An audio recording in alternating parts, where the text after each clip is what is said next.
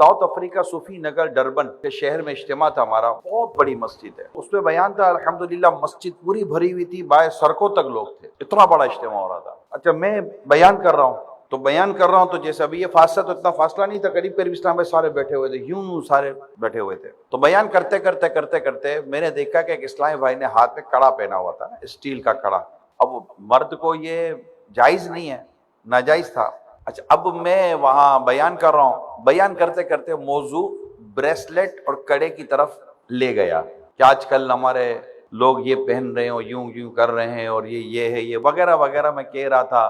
تو اللہ کرے کہ مطلب کہ اگر یہاں بھی کسی نے پہنا ہو تو وہ اتار دے، یوں کر رہا تھا۔ میں دیکھ رہا ہوں، اب وہ میرے سامنے بیٹھے ہوئے، میری نظر ان کے ہاتھ پہ بھی چلی جاتی تھی، وہ بیان سنتے انہوں نے وہ بریسلیٹ اپنے ہاتھ سے نکال دیا۔ تو میں وہ توبہ اور اللہ کا قرب اور اللہ کی محبت ملے گی، گناہ چھوڑیں گے، تو یوں کر کے میں کہہ رہا تھا۔ تو جیسے انہوں نے اتارا تو پھر میں نے کہا کہ میں دیکھ رہا ہوں بیان کے دوران کہ ایک اسلامی بھائی اس بات کو اتنا محسوس کر رہے ہیں کہ انہوں نے دوران بیان ہی اپنی بریسلیٹ اتار دی ہے۔ ہو سکتا ہے انہوں نے توبہ بھی کر لی ہو، اللہ پاک نے ان کی توبہ قبول فرما لی ہو، اللہ پاک اس کے صدقے ہماری بخشش کر دے۔ یوں کر کے کیا، لیکن مجھے نہ میں ان کو جانتا ہوں، نہ لوگوں کو پتہ چلا کہ وہ ہے کون، کام تو ہو گیا نا۔ یہ گھروں میں موجود ہمارے جو والدین ہوتے ہیں نا، جو گھر کے بڑے ہوتے ہیں، وہ بھی چاہیں تو اس طرح کا کوئی فارمولا کر سکتے ہیں۔ اب ایک بھائی کو سب بھائی بہنوں کے سامنے آپ کلاس لیں گے، ایک بیٹی کی سب بیٹیوں کے سامنے کلاس لیں گے، بعض تو ایسے آپے سے باہر ہوتے ہیں کہ بچوں کے سامنے ان کی ماں کی کلاس لے رہے ہوتے ہیں۔